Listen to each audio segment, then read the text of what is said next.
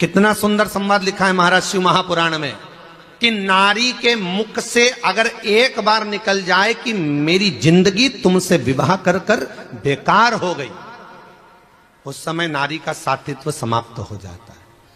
इसलिए माताओं, आपसे निवेदन है, जिंदगी में सारी लड़ाई लड़ना, सब कुछ बोलना, पर अपने पति से यह मत कहना कि तुमसे विवाह कर कर मेरी जिंदगी बेकार हो गई, क्योंकि विवाह तुमने किया है पर भाग्य उसने लिखा है।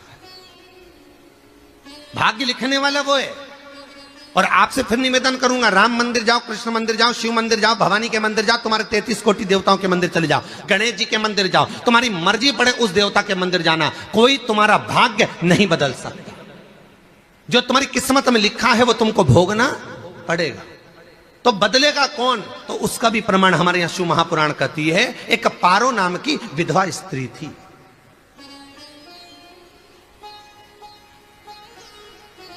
क्या नाम है उसका? नाम पारो। विधवा है, पति नहीं है, एक बेटा है। और विधवा स्त्री जो थी वो गर्भ से थी, उसका संतान नहीं हुई थी, पति मर गया था, वो गर्भावस्था में बेटा रह गया और पति चले गया।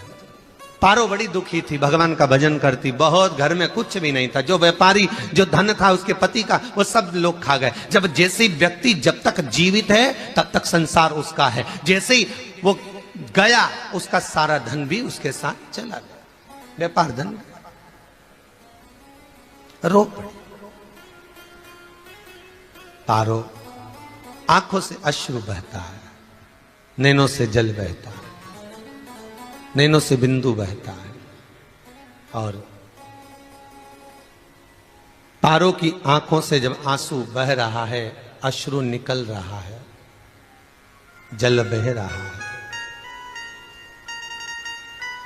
बेटे को जन्म दिया, उसने सोचा अपनी जिंदगी तो बेकार हो गई, पर बेटा जन्म लिया तो इसका नाम अच्छा रख दूं तो हो सकता है भाग्य आगे अच्छा हो। तो उसने उसका नाम भाग्य सिंह रख दिया। क्या नाम रखा? भाग्य सिंह। भाग्य अच्छा रहेगा इसका, तो हो सकता है कुछ अच्छा कर ले। पर बेटे की भी किस्मत इतनी प्रबल नहीं थी। मां जगह जगह बर्तन मांझ कर काम कर कर बच्चे का पालन कर ली। बच्चा थोड़ा बड़ा हुआ, मां मेरे सारे मित्र सेठ हैं, मेरा ही किस्मत, मेरा ही भाग्य ऐसा क्यों है, मेरी ही किस्मत ऐसी क्यों है ऐसा?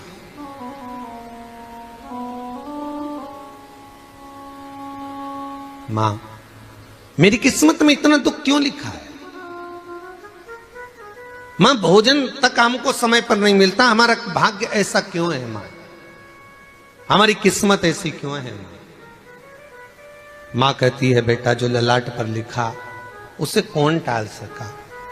मां बच्चों को समझाती है, मां बच्चों को कहती है, धीरे धीरे समय निकलता है। मां एक बार बता, मां तू कहती है कि सब भगवान ने लिखा है भाग्य में, तो भगवान का मिलेगा मुझे बता दे। मां बोलती है ऐसी कोई जगह नहीं जहां भगवान नहीं, वन में मिलेगा। हाँ मिलेगा। मां का कहना मानकर भाग्य सिंह वन में चले गया, और घने जंगल में भाग्य जब गया भाग्य सिंह, और घने जंगल में जब पहुंच गया, ढूंढते ढूंढते ढूंढते ढूंढते ढूंढते तो भी भगवान, तो भगवान की छाया तक नहीं मिली। भगवान की छाया तक, आंखों में जल भर गया, बेहोश होकर गिर गया। शाम का समय था, विष्णु और लक्ष्मी निकल कर जा रहे थे। लक्ष्मी और विष्णु जाते जाते उसको देखकर रूप बदल के उसके पास गए। बेटा आपका नाम क्या है? हमारा नाम भाग्य सिंह है।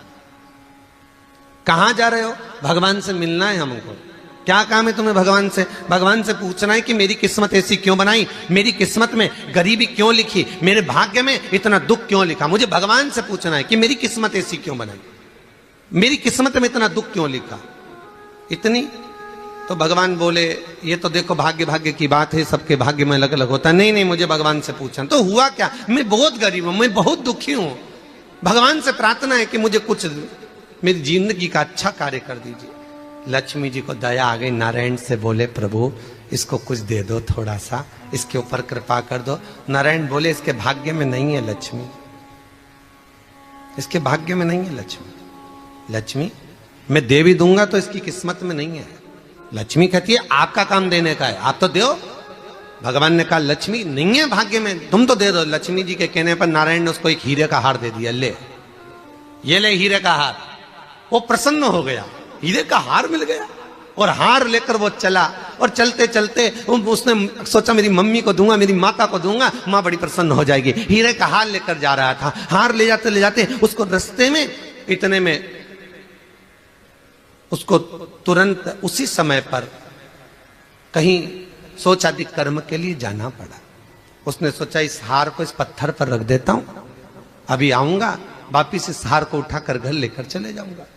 और सोचादि कर्म के लिए वो चल दिया, गया, हाथ धोकर आया, इतने में एक चील उड़ती उड़ती आई, उसका हार लेकर चली गई। आके रोने लगा, माँ को जाकर कहा माँ किस्मत तो देख, इतना जोरदार हार मिला था हीरे का, पर भाग्य में नहीं था, नहीं मिला। इतने में वो रोता रोता तुरंत फिर भगवान के पास गया, रोता बिलखता फिर पहुंच गया वन के अंदर। फिर भगवान मिले। भगवान ने पूछा अब क्या हुआ? प्रभु मेरा हार तो वो हीरे का, मेरा हीरे का हार ले गई चील। भगवान बोले देख भैया हम तो तेरी किस्मत में था, वो कर दिया, अब आगे तू एक काम कर, ब्रह्मा जी से जाके मिल। ब्रह्मा जी कहां मिलेंगे? यहां से आगे जा, ब्रह्मा मिल जाए।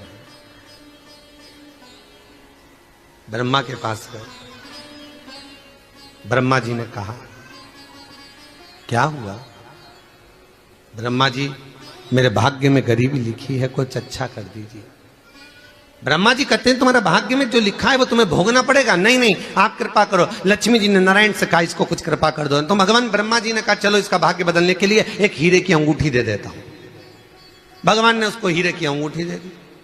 अब हीरे की अंगूठी दी, फिर वो लेकर चला। इतना खुश था अब मुझे हीरे की अंगूठी मिल गई, अब मुझे हीरे की अंगूठी मिल गई। इतना प्रसन्न होकर जा रहा था, इतने में इसको लग गई प्यास। इसने सोचा पानी पी लूं। पानी पीने के लिए इसने मुंह को करा नीचे, जेब में रखी थी अंगूठी, वो पानी में लुढ़क गई। लुढ़कते से एक मछली निगल गई, अंगूठी भी हाथ से। देखिए कोई कितना भी साथ दे दे, पर भाग्य में अगर सुख लिखा होगा तो वो अपने आप मिलेगा नहीं। फिर आया, फिर मां से कहा मां ऐसा हो गया। मां ने कहा चल जाने दे, तू रोज रोज बहाना बना के चले जाता है, दिन भर इधर उधर घूमता रहता है, शाम को आता है और बहाने बना के कहां की स्टोरी सुनाता रहता है, ना जाने कहां की कहानियां सुनाता रहता है। चल काम पे जा, कुछ काम कर तो भाग्य बदलेगा। नहीं नहीं मां मैं सत्य बोल रहा हूं, नहीं माना। फिर चले गया। नारायण ने कहा एक काम करो, अब तुम शंकर जी के पास जाओ। शिव जी के पास गए। भोलेनाथ जी ने उसको हीरे की पोटली दे दी। वो हीरे की पोटली ले जाकर अब की बार सोचा कहीं रुकूंगा ही नहीं, सीधे घर गया। मम्मी को याद करा, माँ नहीं थी। उसने एक लोटे के अंदर हीरे रख दिए, मैं माता को ढूंढ के आता हूँ। माँ को ढूंढने गए, इसमें चोर घुस गए घर के अंदर, लोटा ही ले गए हीरे का। फिर आके देखा, फिर माँ ने कहा, फिर बहाने बनाया तूने, फिर स्टोरी सुने, फिर कहानी सुने। माँ मैं सत्य कह रहा हूं, सत्य कह रहा। आखिरी में हार गया। फिर भगवान विष्णु और ब्रह्मा ने एक ही बात कही, तू शंकर के मंदिर की चौखट पर जा।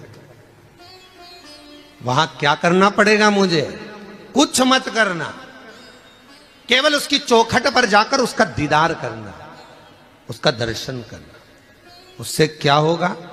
भगवान विष्णु और ब्रह्मा कहते हैं 33 कोटि देवताओं के पास जाएगा तो कुछ नहीं होने वाला, पर शंकर के दरवाजे पर भाग्य देवी रोज प्रतिदिन झाड़ू लगाती है। कौन झाड़ू लगाती है? भाग्य देवी। आपसे निवेदन है, बहुत सुंदर कथा, इससे समझना कि विष्णु ब्रह्मा राम कृष्ण आदि 33 कोटि देवताओं के पास तुम चले जाओ, कोई तुम्हारा भाग्य नहीं बदल सकता। हां अगर भाग्य देवी का तुम स्मरण करो, किसी मंदिर में जाना तो ये भगवान से कहना भगवान लक्ष्मी दो, भगवान से लक्ष्मी मत मांगना, भगवान से कहना मेरा भाग्य ऐसा कर दो, या भाग्य देवी की कृपा मुझ पर बरसा दो जिससे मेरा भाग्य बदल जाए, कुछ अच्छा हो जाए मेरी जिंदगी में। तो जाके शंकर के मंदिर के बाहर खड़े हो, भाग्य देवी मां झाड़ू लगाती है, भाग्य देवी उनकी चौखट पर बैठी रहती है। तू जा, उससे क्या होगा? बस देवता तो तेरी जिंदगी बदलने के लिए कब से इंतजार कर रहे हैं, पर तेरा भाग्य नहीं बदल पा रहा। तेरा भाग्य बदलेगी तो भाग्य देवी ही बदलेगी।